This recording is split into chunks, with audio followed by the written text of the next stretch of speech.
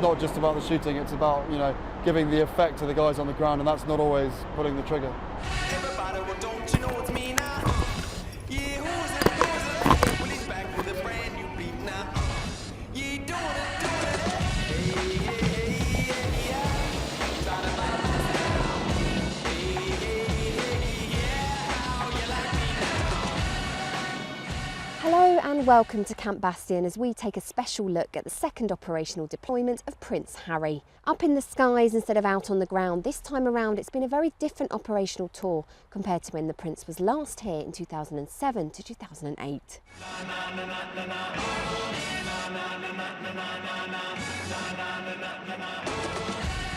For the last 4 months, Captain Harry Wales has been deployed on Op Herrick 17, working as an Apache pilot, taking the front seat in this mean machine in one of the world's most dangerous countries.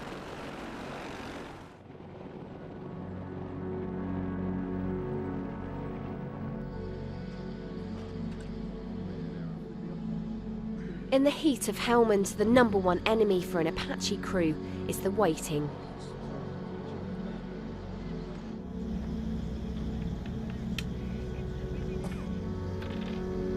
When the call comes in, they can be in the air in 6 minutes, but for now it's a waiting game and a battle with the flies.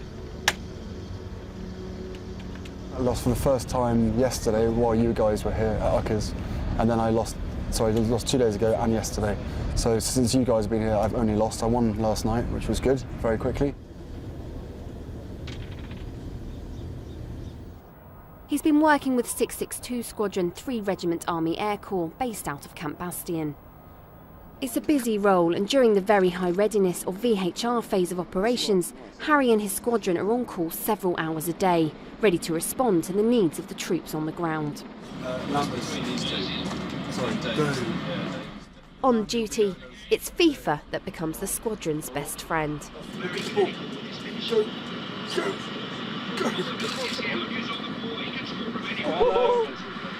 Oh, there it is. Essentially, we just sit inside the tent, play computer games, watch movies, and play Uckers. And essentially, we'll sit there and wait for the phone to go.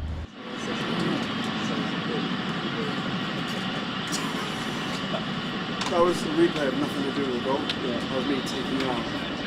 I'm one of those people that, during my flying course especially, I would be fine at flying. I probably should have done a lot more reading, but I was fine at flying. And then every now and then a written test would come up. I'd be absolutely useless. And I've been like that from stage 1 of my youth. Exams were always a nightmare, but anything like kicking a ball around or playing PlayStation or flying, I generally find it a little bit easier than walking sometimes. Oh, you didn't see that coming, did you? When the phone goes, it could be anything from a medevac through to troops in contact, through to a priority, which is guys being seen with a weapon system, probably moving into a fire position to cause harm. So anything like that, or just to cover overwatch for a patrol that's out on the ground that are vulnerable. Finally, a call comes and it's time to move. Every second counts. Lives are on the line. Get to the aircraft as quick as possible. About 6.5, 7 minutes, I think, is the quickest we've got it going.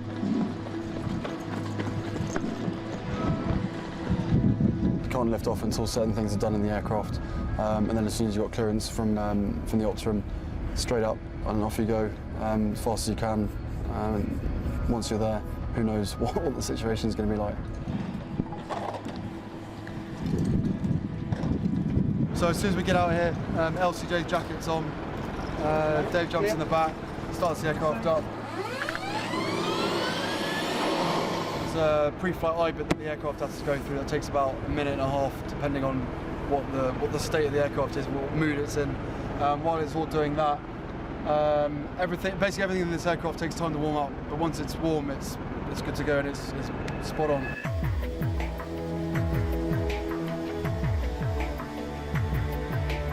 As the co-pilot gunner, Captain Wales sits at the front, operating the Apache's arsenal of weapons, handling communications and a complex mapping and targeting system.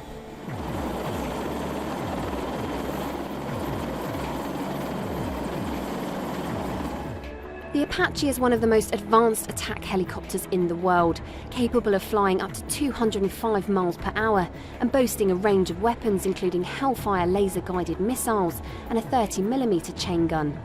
Able to fly in freezing cold or scorching desert heat, it can operate day or night and detect, classify and prioritise up to 256 potential targets in seconds. And being such a complicated beast, is designed for a PlayStation generation. The commanding officer of 3 Regiment Army Air Corps needs pilots with responses as quick as his aircraft. Well, it's really instructive that we brought it out here right from the beginning in 2006 to this part of Afghanistan.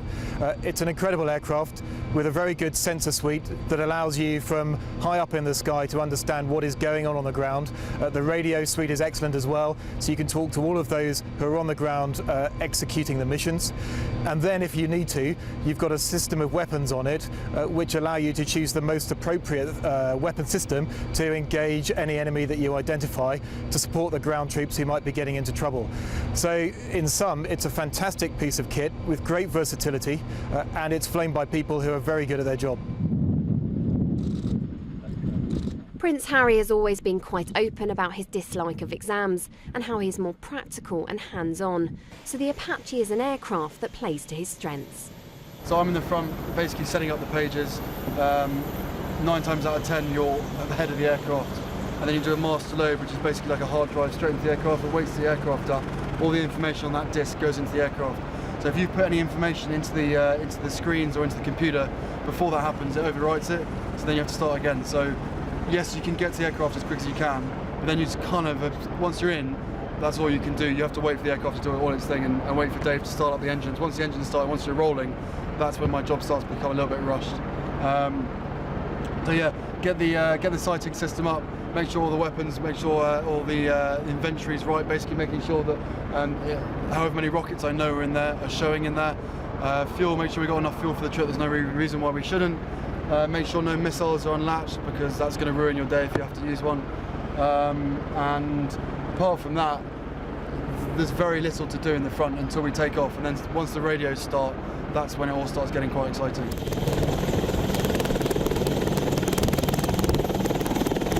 So you've got the comms panel up here, so we know exactly what's going on. 2 computer screens, TDAC, which is here, which is basically my targeting system, and then the trigger grips here, which is basically, well, designed for the younger generation, let's put it that way. Every button's got a different texture on it, so that for some reason the buttons aren't lit. There must have been a reason for that, but instead they're all different textures, so at night you should be able to tell what button you're pressing. There are still times when obviously you press the wrong button, but you know pretty soon after that you've pressed the wrong one.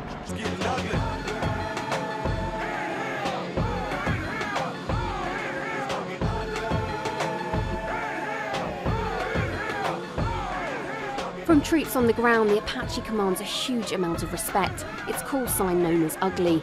Prince Harry has made no secret of the fact that he wanted to join the Uglies long ago, but his loyalty to his original regiment remains.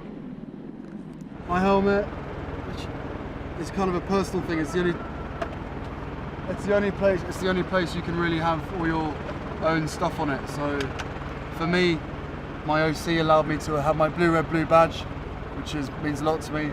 Got my American wings that I got given by one of the instructors during the course.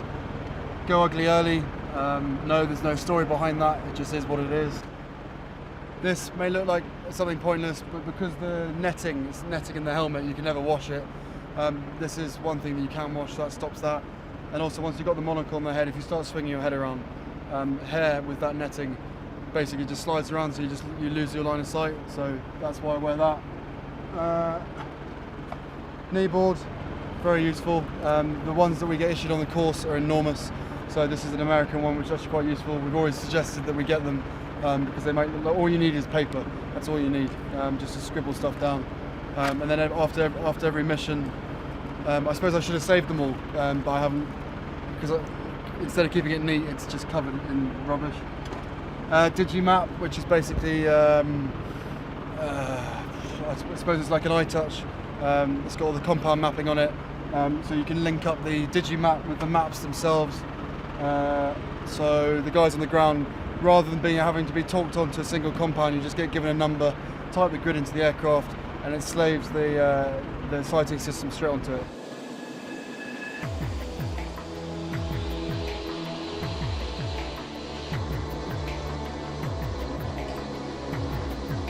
The pilots may take centre stage here, but there is a huge amount of work that goes on behind the scenes by a dedicated ground crew to keep the Apaches operational and to keep Prince Harry safely up in the skies. On shift today are Staff Sergeant Ben Westney and Corporal Graham Carr. Especially with the harsh environment and the tempo of the flying out here, they've got a lot of hours flown on them. However, that's the whole point for us to be out here and carry out the scheduled servicing and any unscheduled faults that arise. Basically think of it as a car servicing, except on a more regular basis. So we're working around the clock and get them flying. It's a bit of kit that we're very lucky to have, and that the infantry lads who are out on the ground are always pleased to see. And it's always nice when they come around for their visits to hear positive things back about the Apache. In his role as a helicopter pilot working as part of the Joint Aviation Group here in Afghanistan, Captain Wells uses his Apache for surveillance, to escort other aircraft, to act as a deterrent and to also provide close combat attack support. During periods of very high readiness, it's all about responding to the needs on the ground, but there are also planned missions to work on. It's a role that comes with lots of responsibilities, as every shot and decision has to be accounted for. Every time you run to the aircraft, you get that adrenaline rush. And then once you're in the aircraft, you've got to try to slow yourself down, because otherwise if the adrenaline's pumping too much and everything's happening too quickly, then you're going to miss something. And you narrow down the checks to keep them as short and brief as possible, but all the essential ones. And as I said, it's all about getting from A to B as quickly as possible. But at the end of the day, if you've had a few shouts and things have got quite hectic in the cockpit, and you've got no adrenaline left in you, then you're exhausted. J3 briefs complete. You can see we've got JTARs 1300. It's not simply about the flying. Every planned mission to support operations is meticulously thought out, and with aircraft as complicated as these, there are plenty of pre-flight checks.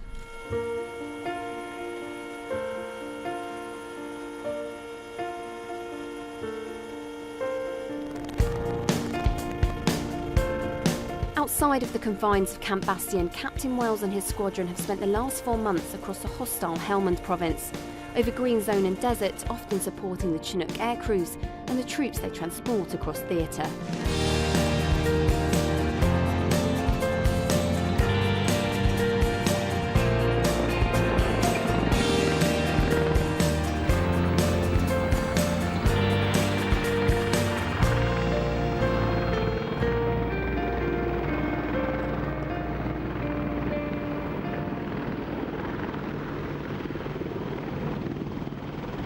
One of the main roles of the Apache teams out here in theatre is to provide air support to the MERT, the Medical Emergency Response Team. These frontline lifesavers fly into danger zones to pick up injured troops, bringing them back to treat at the Roll 3 Hospital here in Camp Bastion. It's the role of the Apache pilots to provide air cover for the medics during those crucial minutes after an incident when life hangs in the balance. There's a lot of pressures, obviously, when we go and support the Americans, or when we're escorting the MERT and the Tricky. That's normally the worst, because there is pressure on the fact that you've got to get that aircraft in and out safely. Clearly there's a bloke injured on the ground, so you need to make sure it happens very quickly. And also, sometimes with the Americans, it's hard to get hold of them because of the difference in the radio systems and stuff like that. Often, because of the sheer impact the Apache has, it deters the enemy. But like any other soldier on the front line, Captain Wells has the right to fire his weapons if lives are under threat. It's pretty noisy. We got CEPs, which is basically earplugs that are connected onto the helmet as well. It's better than driving around in a tank, as far as I can tell. When you fire, you still get the cordite smell, which is bizarre. The whole floor vibrates, and when you fire a missile, the whole aircraft shudders a little bit.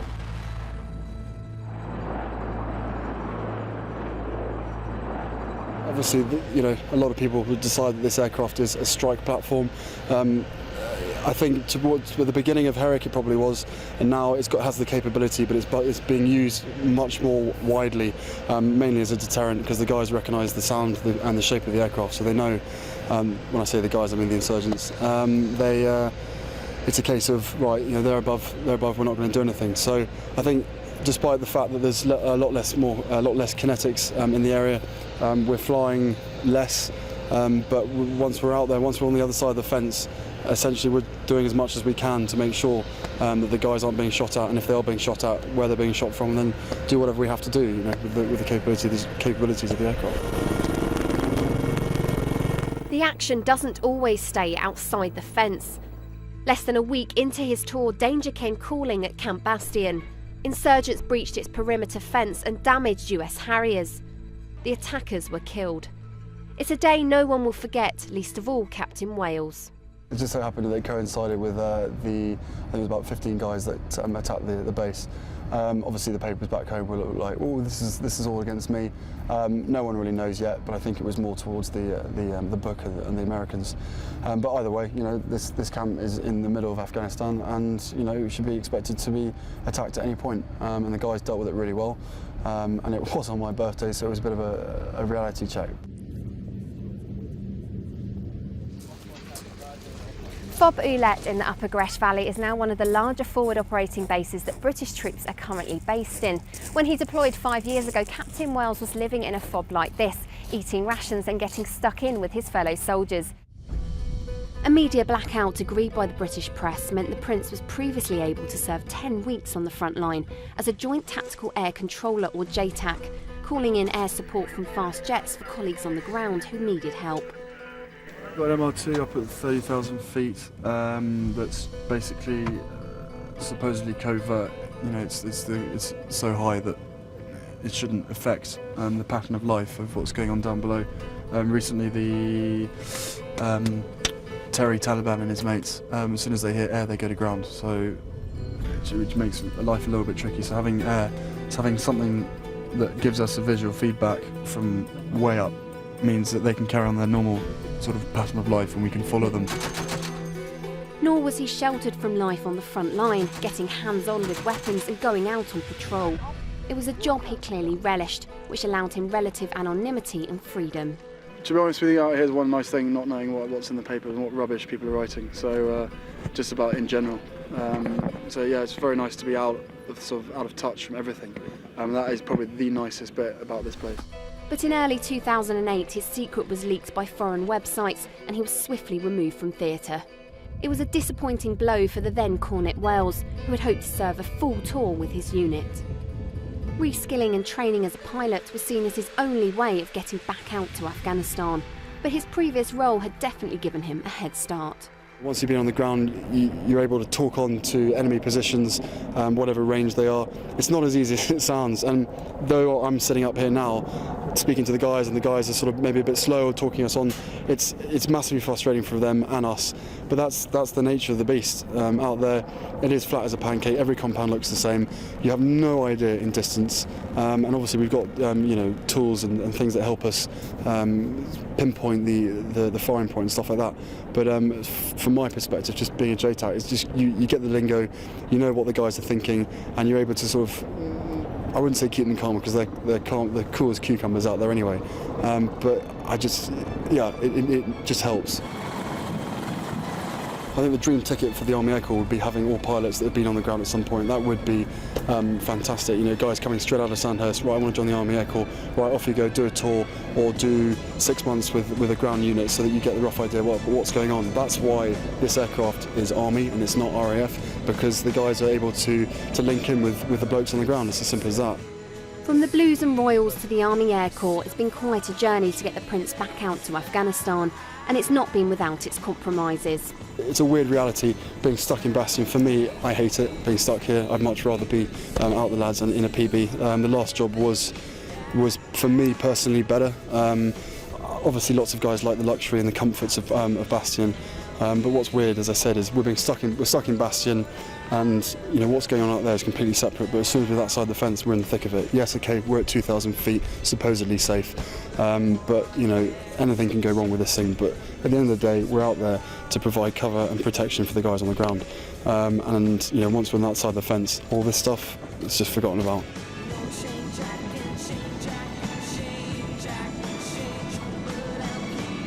My choice would have been back out on the ground with my regiment, It sounds quite a sport when I'm standing in front of this thing, £45 million worth. But yeah, I think hopefully my friends and family back home know exactly what I'm talking about.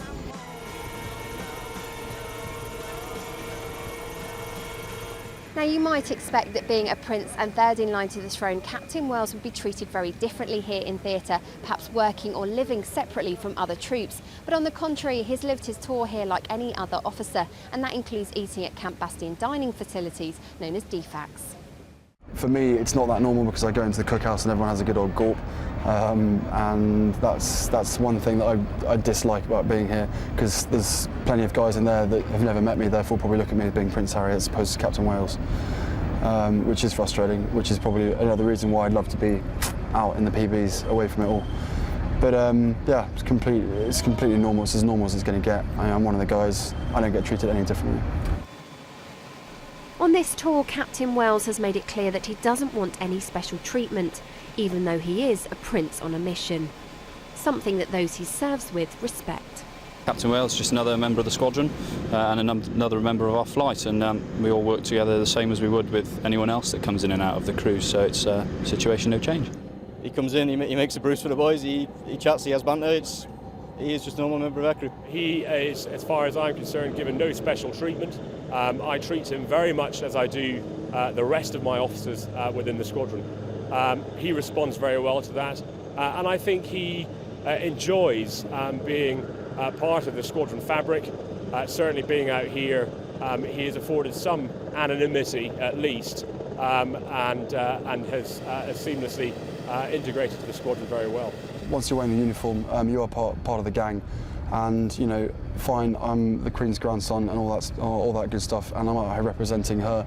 But to be honest with you, as far as I see it, and as far as William sees it as well, our service towards our country in the military, whichever shape or form it takes, will always come first. And I know some people look at it thinking, well, it's all a big bluff. The only reason they're doing this is to keep themselves out of public duties. Well, to a certain extent, yes. There's no reason for us to take on full-on public duties at the moment because we're doing public service.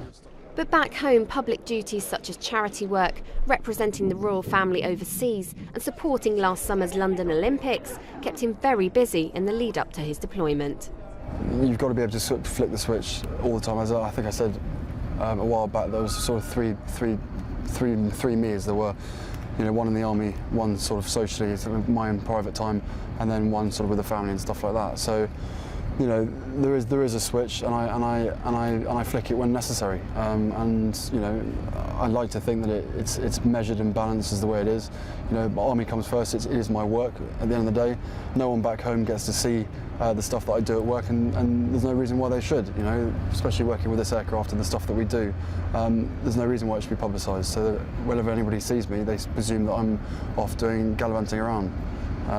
It is. I don't want to sound as I'm whinging, but there are times when, doing all the army stuff and doing public engagements and stuff like that, which is exhausting. Whereas people criticise me, going, "Well, hang on a second. If he's an Apache pilot, how has he got time to go and do these things?" Well, it's very easy. With the guys in London and with the guys at Watersham, they work out a balance. As long as I'm current on the aircraft and as long as I'm not falling behind, then there's an opportunity to go off and do something with World Child or whoever it may be, whether it's charity or something else.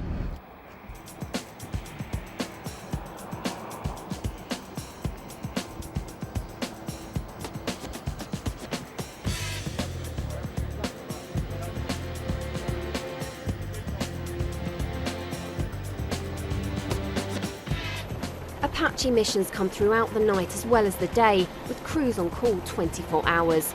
During his tour, Captain Wells has seen the hot September sun give way to freezing December and January nights. But it's not just British troops the air crews support. With Afghanistan transitioning more day by day, the Apaches are also there for their colleagues in the Afghan National Security Forces.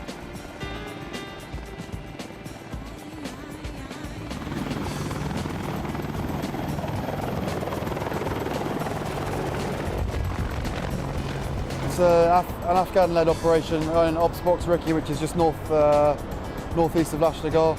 We stand off 8 kilometres, speaking to the UK JTACs, and basically giving the guys the support. It's nice for the ANA as well, the NSF, to know that they've got Apache nearby if needed. They get very, very excited if we do end up firing, and we're here to support whoever's on the ground. Whereas it used to be very much front seat, you're firing the whole time. Now, yes, we fire when we have to, take a life to save a life, but essentially, we're more of a deterrent than anything else. We're a hugely reliable asset, and as I said, the main thing for us is tricky escorts. If guys get injured, we come straight into the overhead, puts off any possibility of an insurgent attack, because they look at us and just go, right, that's an unfair fight, we're not going to go near them. But occasionally we get taken on, the guys get taken on, even when we're in the overhead. So yeah, I mean, it's a pretty complex job for everybody involved, but it's not just about the shooting, it's about giving the effect to the guys on the ground, and that's not always pulling the trigger.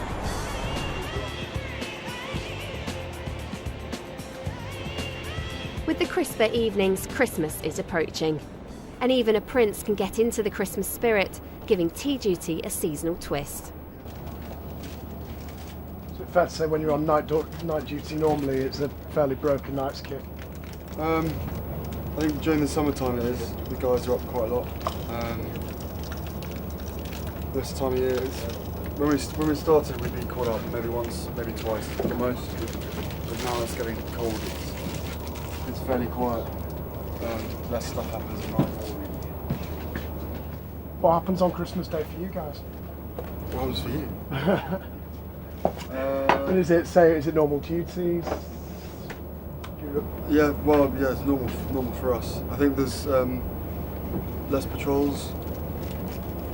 No one really goes out patrolling, so there's no guys on the ground, which reduces the element of us having to go out. But I think we're on duty crew, so we'll just be doing air tests and stuff like that. I just hope there'll be none.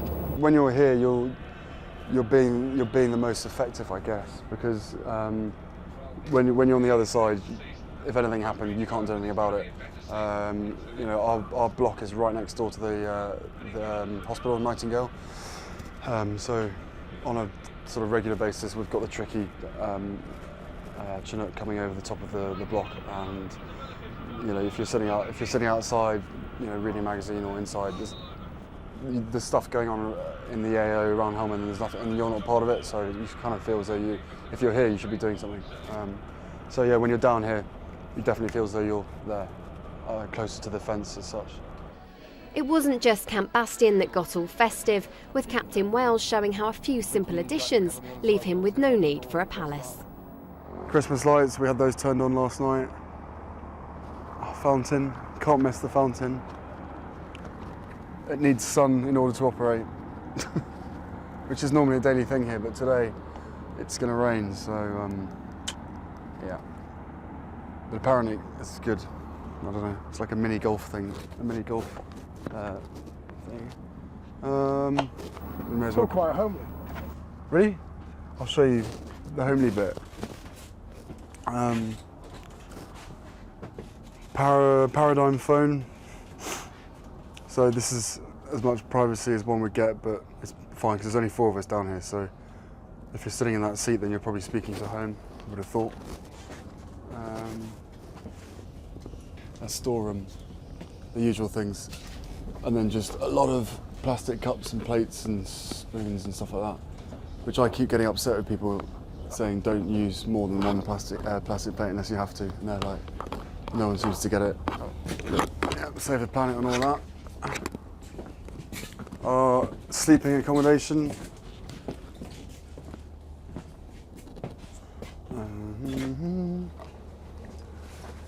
Luxury at its best, I guess. These weren't here until yesterday. Someone's put these up, no one really knows why. It's not like we need a partition, but anyway, it looks nice. Spare beds, our 4 beds. We get mattresses, proper mattresses, as opposed to these, which most other people get. It's flat, it's got springs, it's better than a cot bed, which is what all the other guys are sleeping in. So when you can't really roll left or right, you're stuck in a bit of a V. But yeah, I think it used to be the old gym Hence you can see, please replace weights after use. Only when we're on night VHR do we sleep down here. There's no other reason why we want to sleep down here. This is my bed. I don't really make it when I'm down here, which is a joy. That's it, made. So yeah, when we're down here, we sleep in here, and then when we're off duty, we sleep in the block, which the best way of describing it is porter cabins on top of each other, I would have thought, and then each porter cabin is sort of split into two. Two people share each room, and you have a few home comforts, but nothing big. I've got a couple of rugs, one rug that I bought from home and another one that someone gave to me, an Afghan rug. Some guys have got posters, some guys have got family photos on the walls, but my walls are pretty plain. But yeah, this is the only bit of the accommodation you guys are going to get to see, because that side's more of our sort of private side, what's left of it for me. But yeah, it's everyone's private space. It's the only bit of camp that we get where we can have our own quiet time and on the internet and stuff. It's got wireless, which is really nice, so the guys can use FaceTime. I haven't used FaceTime yet, but other people have. So yeah, when we're down here, it's pretty straightforward. If the phone, we've got another sharp phone next to his bed, so if that goes off, then out we run. But seeing that most of us sleep with earplugs down here because of the noise, that phone is turned up full max volume, and yeah, Si will answer it, and then we'll all run as fast as we can to the aircraft, at which point you have that taste of blood in your mouth, and then only then do you realise, do you know what's going on, whether it's a tricky shot or whatever it is. In daytime it's a lot easier, I suppose. At night, because you're just woken up, you've got to run to the aircraft. There's a much bigger risk, I suppose, just by piling in on the way to the aircraft for one, without a torch, tripping over anything, and then obviously getting the aircraft ready as well. We're on 30 minutes notice to move at night, 15 at day, but during the day, it's 15 minutes, I think, because from the moment that something happens out there, the time it goes on JChat, the time that we get an asset gets tasked to it, it's normally about 15 minutes by the time we're wheels up. But we've actually got it down to about 6.5 minutes from when we get the call to when we're wheels up in the aircraft, which is the best. It's the best we can do. You can't go any quicker. Some of the old people in the other flights, about 7.5, 8 minutes, no names mentioned. And then at night we have 30 minutes notice to move, just because we need the flare and stuff to turn on, so that we can see where we're going. If it's a tricky shout, then you'll probably just take off, fly reversionary, and wait for the flare to catch up. Just because it's a matter between 30 seconds and a minute whether someone's going to live or die to get tricky in, I suppose. When you come back in after a patrol or a mission out there, how easy do you find it to sort of switch off and fall straight down to sleep, or does it take a little bit of wind down time? Everything takes wind down time. When we're on the course as well, we during night flying and stuff like that, because back home in the summer we were the ones who were night flying, so you'd end up night flying about 10:30, 11 o'clock at night, and you'd finish about 1:30, 2 o'clock, depending on how your debrief went. And because you've been working so hard on the flight controls, you'd be buzzing basically, and you wouldn't be able to sleep. So you'd end up spending another hour and a half sitting around or lying in bed trying to close your eyes, and it would never happen. So there is an element of that out here. I think you fly so many hours, you kind of get used to it. I haven't had a shout that's involved getting up in the middle of the night then going back to sleep again. Ours are normally late at night or very first thing in the morning. I would say 2, 3 o'clock in the morning is a shocker, because you come back at about 5, and then you've got an hour and a half to push if you wanted to. But yeah, then we came back here and we played a bit of FIFA, watched the Royal Variety Performance, and then eventually went to sleep. So we didn't get to bed until about 1:30 because we were still wide awake. But yeah, I suppose the point being, 1 minute you're in bed asleep, 6.5 minutes later you're speaking to somebody on the ground who's being shot at. But yeah, I suppose you just get used to it, I guess. I normally chew chewing gum to keep me concentrating. Captain Wells has never been far from his family's thoughts whilst on tour, and shortly before he flew home from Afghanistan, his father spoke on television about what it was like to be an anxious parent. If you are a parent or, relation or loved one, and the person you love is away like that in these incredibly dangerous and challenging circumstances, I know you worry all the time. Certainly every night when I go to bed, I worry. And but he loves doing what he's doing. He's brilliant at it. I think he's helping to keep the nasties' heads down and protecting our troops on the ground. But I do know, yes, I constantly meet the families of those who've lost their sons or husbands or brothers or sisters. I have some understanding, at least, of what they go through. His worries were also echoed in Prince Charles's first ever Christmas message, recorded for troops on the front line. With the 2 sons currently serving in the armed forces, one of whom is with you all out there, I really do have at least some understanding of what your loved ones on the home front are going through. They are clearly missing you deeply, particularly at this time of year.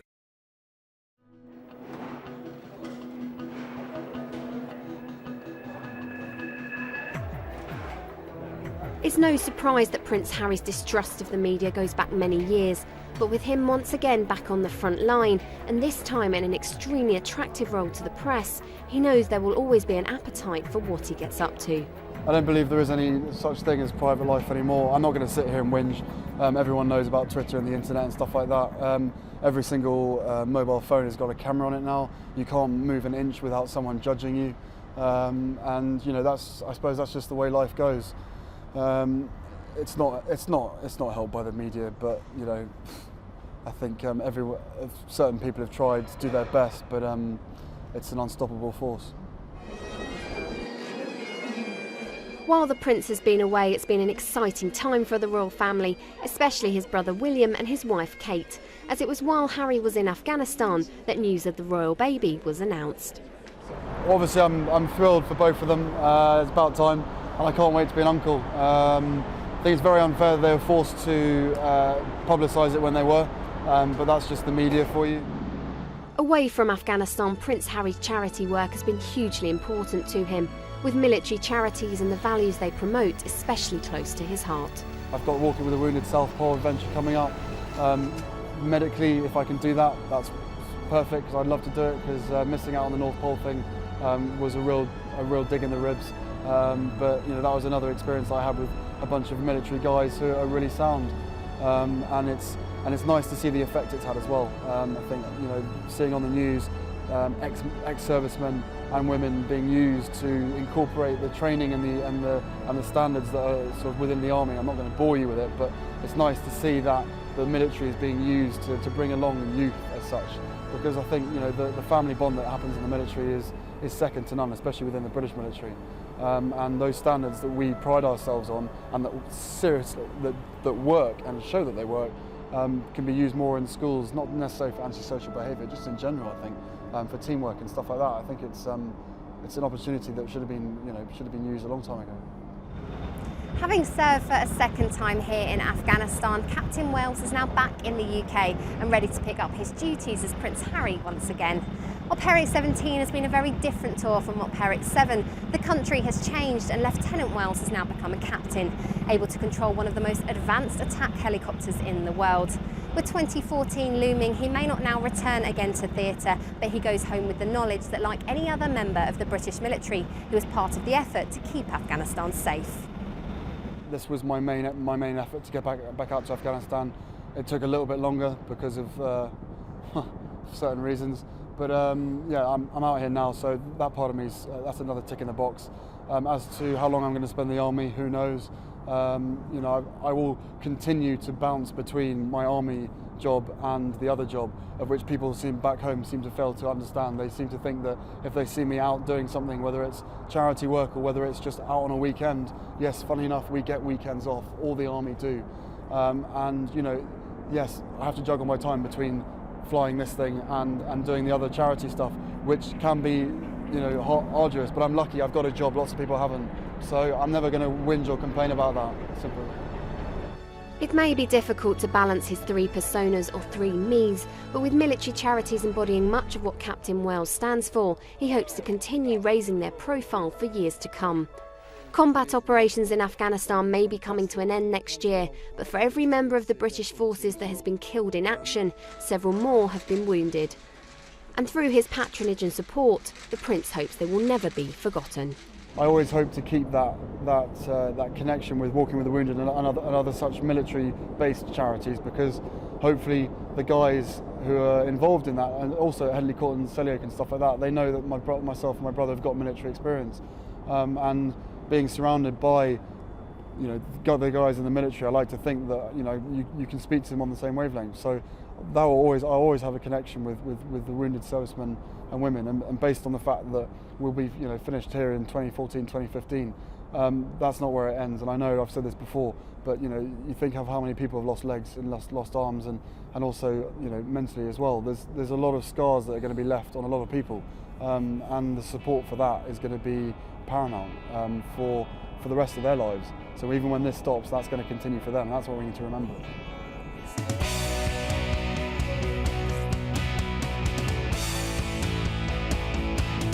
His 4-month tour is over, his duty served. Captain Wells now awaits his next mission.